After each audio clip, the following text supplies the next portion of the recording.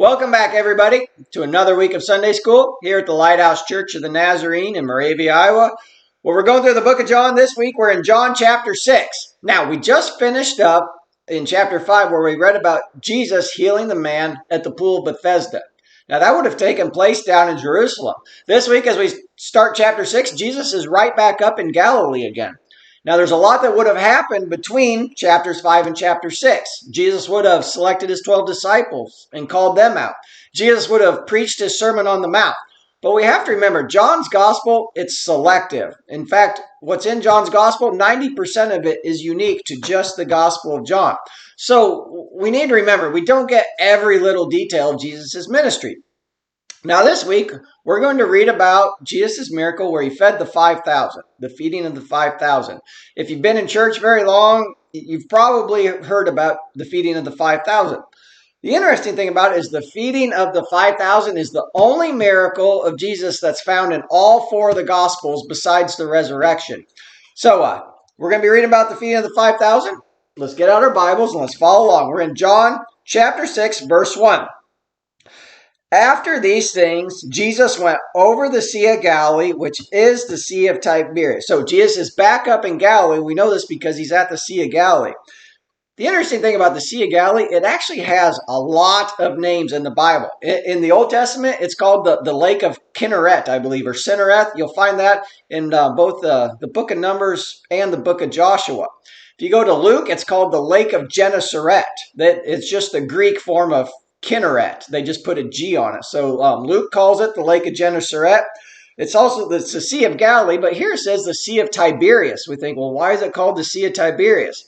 Because we have to remember, the Romans conquered this place in 63 AD. So what did the Romans do? They started naming stuff after themselves. Like, oh, the Sea of Galilee, why don't we call that the Sea of Tiberias? Who would that have been named after? The Emperor of Rome, Tiberius Caesar. So the Romans renamed stuff after them. Herod also named a town Tiberias after the Roman emperor to try to get in his good graces. But why is it called the Sea of Tiberias? It's because the Romans renamed it. Probably didn't go over very well with the Jews, I'm guessing. So, verse 1, after these things, Jesus went over the Sea of Galilee, which is the Sea of Tiberias. We got to remember, John's writing in 90 AD, way after all these things. Verse 2, then a great multitude followed him because they saw his signs, which he performed on those who were diseased. So, why are the people following Jesus? It says it right here. They're following because of his signs and wonders, because they saw all the things that he did to the sick people, how he healed them. So they're following him because of signs and wonders. Is that a good reason? It's interesting. Jesus tells us in Matthew chapter 24, he tells us that there will be false Christs and false prophets who will show great signs and wonders to deceive, if possible, even the elect. So we have to be careful trying to follow signs and wonders and thinking that somebody's the next great thing. But this reminds me of the people who follow Jesus for fun and profit, think that, oh, if I just follow Jesus, everything's going to be great in my life. And Paul actually warned us about people that would follow Jesus for this reason. He warned Timothy. It's in 1 Timothy 6:5 where he says, beware those people who suppose that godliness is a means of gain. And from such people, stay away. That's what Paul told Timothy. The interesting thing, at the end of this chapter, we have all these people that are following Jesus because of his signs and wonders. In John 6:66, a lot of these people are going to go away. They're going to go away when they hear the teachings of Jesus and actually count the cost of what it means to be a follower of him. So these people are following him. Paul said we have to endure hardships as a good soldier of Jesus Christ. These people, they're following him for signs and wonders. Many of them are going to walk away from following him no more at the end of this chapter. Verse 3, Jesus went up on a mountain, and there he sat down with his disciples. Now, Jesus going up on a mountain, we can't think Rocky Mountains. This would have been the Golan Heights, which is on the west side of the Sea of Galilee. I mean, they're more than big hills, but they're not Rocky Mountains by any means. Verse 4, now the Passover, a feast of the Jews, was near. So this tells us what time of the year it was. It's in the springtime. I think all four of the gospel accounts tells us that there was grass in the place. And in Mark's gospel, it actually says that there's green grass. So it all matches up on what time of the year it is. We would call that an unintended consequence. That Mark says, well, there was green grass in the place. John says, well, it was the time of the Passover. So they match up perfectly. The Bible itself is amazing. It was written by over 40 different authors over a period of 1,500 years, and yet it reads as one book. Isn't that amazing? All right, so verse 5. Then Jesus lifted up his eyes, and seeing a great multitude coming toward him, he said to Philip, "Where shall we buy bread so that these may eat?" Now remember, this account is found in all four Gospels. So if we read the other four accounts, we actually get a little more information.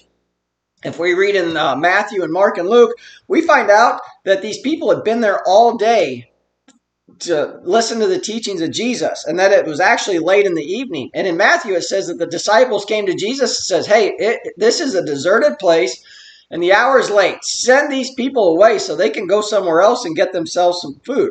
So the disciples, we find in other accounts, they made two mistakes. First, they tried to tell Jesus what to do. They said, "Jesus, you need to tell these people to go away." We, of course, would never tell Jesus what we think he ought to do in certain situations, correct? But another thing that the disciples did, they just wanted to get rid of the problem. They're like, "Hey, Jesus, just send these people away so that they can go and find something else to eat." Jesus said, "No, you give them something to eat." So verse 6 here. So we're in verse 5. Jesus lifted up his eyes and seeing a great multitude coming toward him, said to Philip, "Where shall we buy bread so that these may eat?" But this he said to test him, for he himself knew what he would do. Right here, we're getting John's commentary inserted in here after the fact. John is saying, Jesus just said this to test Philip. Jesus knew what he was going to do. So, Jesus knew what he was going to do, but what did he do? He said this to test Philip. Do you think God ever tests us? I think absolutely. If we just read through the Bible, 1 Thessalonians 2:4 says, "Even so we speak, not as pleasing to men, but God who tests us." James 1:3 says, "Count it all joy when you fall into various trials, knowing that the testing of your faith produces patience." Now, I often wonder how often in our life God is testing us to see if we pass the test. Job's faith was tested, was it not? Remember Satan, the accuser of the brethren. Satan comes and says, "Oh, your followers, they just follow you because of how much you bless them. Take that away from them and they'll curse you to your face." And what does God say? "Have you considered my servant Job? Do your worst." You can't crack the guy. Sometimes I think about us. If we're ever going through a hard time, do you ever say that? Like when I'm going through a hard time, I'll go, "You ever think God would say that? Have you tried my servant Craig? See if you can crack him." I like to think of it that way. But anyway, of course God tests us. So John is telling us that Jesus said this to test him. Let's see what Philip said. Verse 7, Philip answered him, 200 denarii worth of bread would not be sufficient for each of them to even have a little. So here's our question. Did Philip pass the test? No, Philip didn't pass the test. For Philip to pass the test, what would he have had to say? "I don't know what we're going to do, Jesus, but I've seen you turn water into wine, and I know you're the miracle worker, and I know you can do all things, so I'm just going to sit back and watch you work and see what you're going to do." But what did Philip do? He calculated it. Philip's the one at the board meeting that can do the problems in his head, does math in his head real quick, says, "Oh, this will never work, guys. What are we thinking?" Sometimes I feel sorry for Philip. I mean, how would we like to be living during the time of Jesus and have all our mistakes written down throughout the centuries for everybody to leave? But Philip says, 200 denarii worth of bread is not sufficient for each of them to even have a little. A denarii was a day's wage for a common labor. This is why the NIV says, Philip said, we would have to work half a year to get any money for this. I think the King James Version might use the word pennywise or pennyworth right here. But Philip, what did he do? Philip forgot the God factor. He looked at all these people and said, "We can't do it." But he forgets. In God's economy, 1 + 1 does not equal 2. He forgot the God factor. How many times in the Bible do we read, "but God"? It's actually 40 times, I believe. I looked it up. 45 times in the Bible. When things look bleak, when it looks like we can't do anything, we have to remember, "but God." Philip should have remembered, "but God." God can do all things. So, verse 8. One of his disciples, Andrew, Simon Peter's brother, said to him, "There is a lad here who has 5 barley loaves and 2 small fish, but what are they amongst so many?"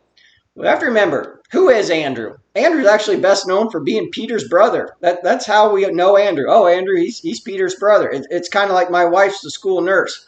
So when I'm at the school, if people want to know who I am, I'm Tammy's husband. Like, oh, that's Tammy's husband. People are like, oh, okay. Well, who's Andrew? He's Peter's brother.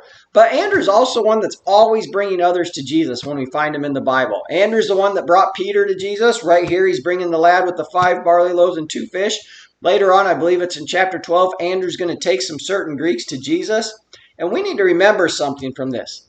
Every great Christian has someone who told them about Jesus. Have you ever heard of Edward Kimball? I'm going to guess most of you haven't. Edward Kimball, he was just ordinary Sunday school teacher. But guess who one of his students was? D.L. Moody. Edward Kimball was the man that got D.L. Moody saved. D.L. Moody got Mordecai Ham saved. Mordecai Ham was a preacher. Well, who's Mordecai Ham? It was under Mordecai Ham's preaching that Billy Graham was saved. And Billy Graham, they figured, probably preached the gospel to 2.5 billion people.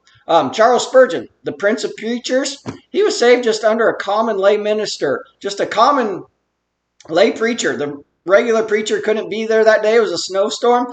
Just a lay preacher got up, started reading out of Isaiah, didn't even preach a sermon, just read the words. Charles Spurgeon got saved under that. All right, so let's see here. Verse 8, one of his disciples, Andrew, Simon Peter's brother, said to him, there is a lad here who has 5 barley loaves and 2 small fish, but what are they amongst so many? Verse 10, then Jesus said to them, make the people sit down. Now there was much grass in the place, so the men sat down, about 5,000 in number. What does this tell us? Notice that the 5,000 number just includes the men. And in fact, if we go to the book of Matthew, it says that specifically. It says that the number of people was 5,000 men besides the women and children. So the feeding of the 5,000 that we always hear about, in all reality, is probably the feeding of the 15 or 20,000. And that's conservative figures if they had wives and children with them. We need to remember that. It was just the men that counted 5,000. There is a whole bunch of people here. Also, we need to think about this. The young lad brought the 5 loaves and the 2 fish. Did Jesus need the 5 loaves and the 2 fish? No, Jesus didn't need them. Jesus could have just snapped his fingers and created everything he ever wanted to. He could have manifested this food out of nowhere. But we have to remember, God works through the sacrifices and offerings of his people. That's why the young lad gave up his 5 loaves and 2 fish. What if the young lad had said, no, these are mine. I have to eat. I can't. Would Jesus have still done the miracle? I don't think he would. We don't have to be special to serve. We just have to devote what time we have. And it's amazing what God can do with what little talents we have. The people who do best in ministry aren't the most talented. They're just the ones that show up over and over and sacrifice what they have. This reminds me of some other things here. Remember Elisha and the widow's oil? Did they need the widow's oil to get more? No, God could have done anything he wanted to, but the widow had to sacrifice her oil to get more. Or think about the widow and the 2 mites. I believe we find that I don't remember where we find that. Sorry, but the widow and the 2 mites. Remember, she put in all she had, 2 mites, and Jesus said, this woman gave more than all the rest because they all gave out of their abundance, but she gave out of her poverty. Did he need the 2 mites? Did they need that? But no, but Jesus is saying because they sacrificed those things.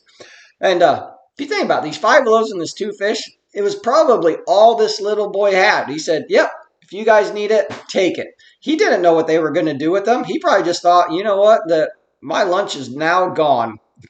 Let's keep going here. Verse 11. And Jesus took the loaves, and when he had given thanks, all 4 Gospels have this detail in them that Jesus gave thanks before he ate. In fact, Matthew, Mark, and Luke all make the point to say that Jesus looked up to heaven and gave thanks. Now, we don't have any special commandment in the Bible to always pray before we eat, but I do think it is a healthy Christian practice because it appears that Jesus did it. We just give God the glory and thank him for being our provider. So verse 11, and Jesus took the loaves, and when he had given thanks, he distributed them to the disciples, and the disciples to those who were sitting, and likewise the fish as much as they wanted. I believe it's Mark and Luke both give us the detail that when they sat down in groups of 50 or 100. But notice here also it says that they got to eat as much as they wanted. Think all-you-can-eat buffet for 15 and 20,000 people. That's a lot of food, is it not? God did not just meet their needs. He gave them abundance. Philippians 4:19, Paul says, my God will supply all your needs according to the riches of power in Christ Jesus. So Jesus didn't just give them each a little. They all got to eat till they were full, probably stuffed like, oh, I can't eat anymore. Because we find here in verse 13, or in verse 12, so when they were filled, he said to his disciples, gather up the fragments that remain so that nothing is lost. Therefore they gathered them up, and they filled 12 baskets with fragments of the 5 barley loaves left over by those who had eaten. So they filled 12 whole baskets. Everybody got to eat, plus they filled the 12 baskets with the leftovers. Why 12 baskets? I don't think we need to read into anything in this here. I think there's probably just 12 disciples that each had their baskets, and so they couldn't put anything more in the basket. This is really manna from heaven in the New Testament. Verse 14, then those men, when they'd seen the sign that Jesus did, said, this truly is the prophet who is to come into the world. Who is this? The prophet? Clear back in the book of Deuteronomy. It's Deuteronomy 18:15. God says, the Lord your God will raise up for you a prophet. And he's saying, you better listen to that guy back in Deuteronomy. Listen to him or God is going to require it of you. They've been looking for that prophet the whole time. And then what do they say? Hey guys, I think this is it. All right, guys, we're going to quit right there in verse 14. We got through the feeding of the 5,000. But I want to do a quick review. What are the main takeaways of the feeding of the 5,000? First, we got to remember this. Little is much when God is in it. When we give just what little time and talent and money we have, God can do great things with it. Another thing, when we are facing impossible situations, this is when Jesus really shines. When we're saying, I give up, I don't know what to do, that's when Jesus can really shine. We have to remember, our problems are never too big for God. What else can we think here? I think another one is problems don't escape God's view. God knows what's going on. Jesus didn't say, oh, these people are hungry. I didn't think about it. I was so busy teaching everybody, and I thought that was important. I couldn't. No, Jesus saw that they were hungry. He knew what was going on and took care of it. And the last thing we need to remember, God works through people. God works through the agency of his disciples and servants. Jesus gave us the great commandment. Go into the great commission. Go into all the world and preach the gospel to every creature. Why does he have to do it through us? Couldn't he just appear in the sky and say, I am Jesus, bow down to me? God works through people. God could have snapped his fingers and had all this food appear right there, but he took the 5 loaves and the 2 fish that the little boy sacrificed and used them to feed a great multitude. All right, we're done with the feeding of the 5,000. Next week, we might just do about 5 verses and just do Jesus walking on the water. I'll see. There will be a lot to talk about on that, I promise you. So, I hope you enjoyed this. I hope you learned something. And I'll see you the same time, same place next week. Bye.